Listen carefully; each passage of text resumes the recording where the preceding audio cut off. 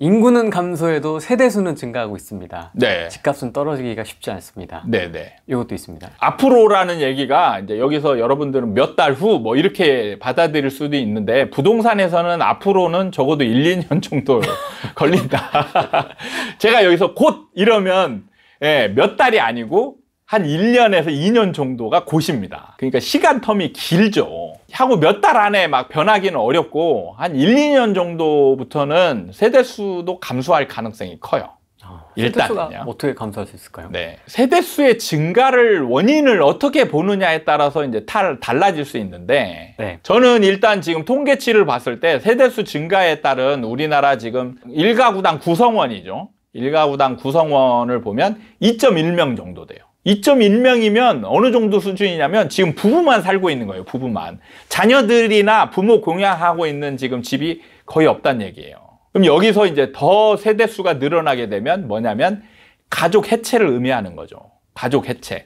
근데 지금 보면은 이제 인구수가 증가하는 측면에서 보면 이제 노인 인구가 증가하고 그다음에 젊은 층 인구가 결혼을 뒤로 미루고 결혼을 안 하고 혼자 사는 인구가 많기 때문에 이제 세대수가 증가하는 걸로 나오는데, 자, 이때부터 이제 이게 최고치에 어느 정도 달아나면 그때부터는 증가하지 않거든요. 그때부터는, 왜냐하면 지금, 젊은 층 같은 경우는 이미 이제 그 출산율 저하에 따라서 지금 세대수가 줄어들고 있단 말이에요. 그러면 젊은 층 같은 경우 이제 대학생 미만, 고등학생들은 지금, 어른들, 부모님 밑에 같은 가정의 세대수에 포함되어 있을 거예요. 그래서 보통 이제 대학교 들어가면서부터 이제 세대 분리를 하는 경향이 많은데, 네. 그게 이제 인구가 그때 많은 시점에서는 세대 분리가 드러나면 이제 세대가 증가하죠. 근데 이제 인구수가 드러나는 시점에서 이제 세대 분리를 하고 이제 여기서 다시 1인 가구였지만 결혼해서 합가하는 부부들이 생기잖아요. 그 다음에 이제 노인층은 이제 돌아가시고 이런 거를 하면은 지금은 거의 정점이 아닌가 이런 이제 판단이 들고, 그게 이제 첫 번째 원인이고, 두 번째는 이제 세대 분리의 원인을 한번 좀 곰곰이 생각해 볼 필요가 있다. 원인. 예. 그래서 많은 사람들이 세대가 증가하기 때문에 집값이 상승했다 이렇게 보는데, 한번 거꾸로 한번 고민해 보면 어떨까 생각해 봐요. 그러니까 집값이 상승하니까 세대 분리가 된 건 아닌가? 혹시 이런 고민 해본 분이 있는지 모르겠어요. 근데 어떻게 거꾸로 해볼 생각을 하셨어요? 항상 저는 역으로 생각을 해봅니다. 네, 항상 뭔가 맞다라고 생각할 때 이거를 증명하기 가장 좋은 방법이 역으로 생각하는 거예요. 그래서 이것도 납득이 되면 이것도 그럴듯하다. 그러면 이제 검증을 또 들어가 보는 거죠. 그랬을 때 굉장히 의외의 결과가 나타나는 경우가 많습니다. 근데 가장 논리적인 거를 생각해 보면, 자, 우리나라는 우리나라 주택에 보면 규제가 굉장히 많이 가해져 있어요.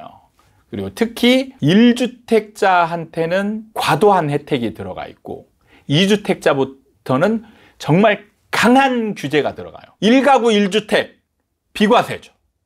1가구 1주택은 비과세입니다. 근데 1가구 2주택은 중과를 두드러 맞아요. 중과.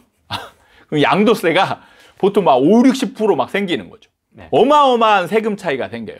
작게 나면, 큰 차이가 없으면 사실 1가구 2주택, 1가구 1주택 별로 의미가 없거든요. 근데 지금 세금 차이가 어마어마하게 나요. 어마어마하게 납니다.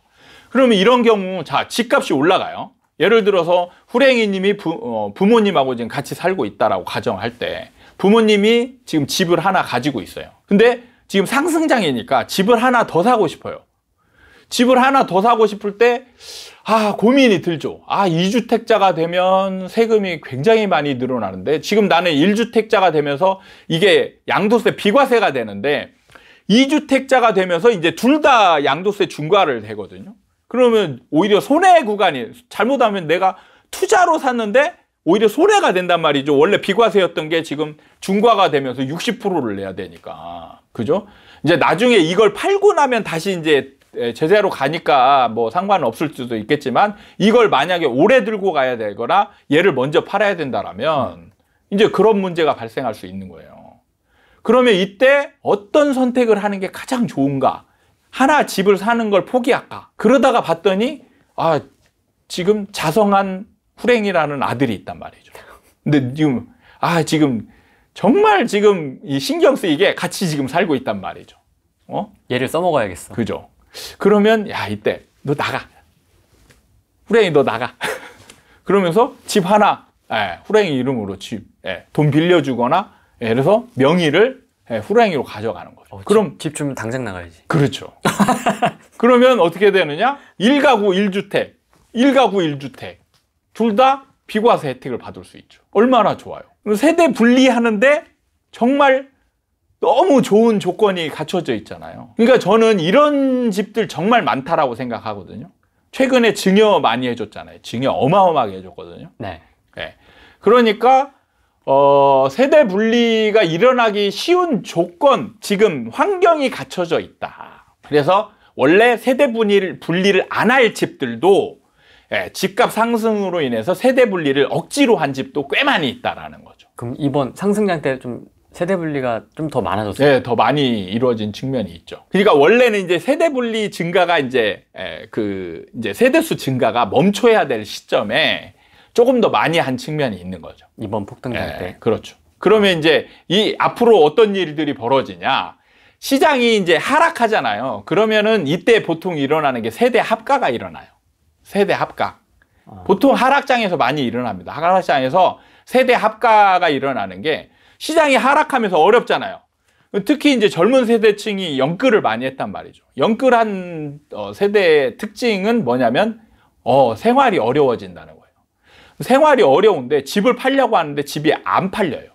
안 팔리면 이때 뭘 하면은 안 팔고 자기가 살고 있던 집을 이때 세를 놓거나 월세를 놓죠. 월세를 놓고 자기는 이 집에서 나와서 부모님 집으로 들어가는 거예요. 그러면서 합가를 하죠. 그래서 여기서 집을 팔거나 아니면 집을 세를 줘버리는 거죠. 전세 주는 것보다는 이제 월세를 줄 때 조금 더 내 보전이 되니까. 그죠. 손실을 조금이라도 줄일 수 있는 그런 상황이 되니까. 그런 다음에 또 집으로 들어오면 이제 생활비를 아낄 수가 있잖아요. 기본적인 생활비를 공통으로 쓸 수 있으니까. 그러니까 밥그릇 하나만 얹으면 되잖아요. 기본 반찬에다가. 그러면 내가 들어와서 밥그릇 한 점만 얹으면 쌀 한 공기 값만 더 들어가면 되니까. 그러면 생활비를 얼마나 아낄 수 있어요. 그러면 이거 이제 모아서 또 손실분을 또 상쇄할 수 있는 거죠. 집값 하락기 때는 세대수가 이제 줄어들 수 있는 그런 이제 조건이 형성이 돼요. 근데 지난 하락장 때도 그럼 세대수가 줄어들었나요? 그때는 저기로 봐요. 인구가 급격하게 늘고 있던 상황이었잖아요. 네. 그러니까 10년 전이면 인구가 정점에 달하는 인구 증가 상황이었기 때문에 세대수도 같이 증가하는 거죠. 근데 이제 지금은 제가 세대수가 감히 감소할 수 있다라고 자신 있게 얘기하는 건 뭐냐면 이제 작년부터 인구 감소가 시작됐어요. 작년부터 우리나라의 전체 인구가 감소가 시작됐기 때문에 이제는 인구 감소에 의한 세대수 감소도 그냥 이제 자연스럽게 나타날 수 있는 부분이고, 그리고 시장이 하락하고 있기 때문에 인위적인 세대수 합가 이런 것들이 생길 수 있기 때문에 세대수가 지금 감소할 수 있는 가장 최적의 조건이 갖춰져 있다라는 생각이 들어요. 그래서 지금 데이터상으로는 아직 세대수 감소에 대한 그 데이터는 나와 있지 않아요. 그러니까 저는 데이터를 추종하는 게 아니고 데이터를 원인을 분석을 해가지고 데이터를 미리 예측을 합니다. 그래서 나중에 맞는지 안 맞는지를 미리 검증을 해서 얘기를 하는데, 저는 세대수 감소 가능성이 굉장히 높다라고 미리 예측을 하는 거예요. 진짜 이것까지 맞으면 대박이겠다. 대박이 될지 안 될지는 잘 모르겠고, 그 대신 이제 제가 약간 기간을 러프하게 얘기하죠. 이제 타이트하게 얘기하면 안 맞을 가능성이 많으니까 1, 2년 정도. 아니, 지금 데이터를 보지 않고 네. 지금까지의 데이터를 기반으로 또 이제 이런저런 생각을 통해서 지금 예측을 하시는 거잖아요. 그렇죠. 데이터를 아예 안 보는 건 아니고 데이터 분석을 하고 그 다음에 거기에 원인 분석을 많이 들어갑니다. 원인 분석을 하는데 항상 저는 여러분들이 생각하는, 우리들이 일반적으로 상식으로 알고 있는 원인을 한번 뒤집어 보는 걸 일부러 해봐요. 일부러 해보고 어떤 게 조금 더 논리적이 맞는가 이런 거를 보는 거죠. 그래서 우리가 실제로 알고 있는 게 나중에 시간이 가면 뒤집어지는 게 너무 많거든요. 그러면 지금 이 원인을 잘못 알고 있다라는 게 많은 거잖아요. 예, 그랬을 때 이제 그런 거를 제가 많이 봤기 때문에 일부러 역으로 뒤집어 보는 경우들이 많습니다. 그렇게 해서 어떤 게 합리적인가를 분석을 해서 그걸로 저는 추종을 하는 거죠. 근데 이게 맞을 확률이 굉장히 높아요.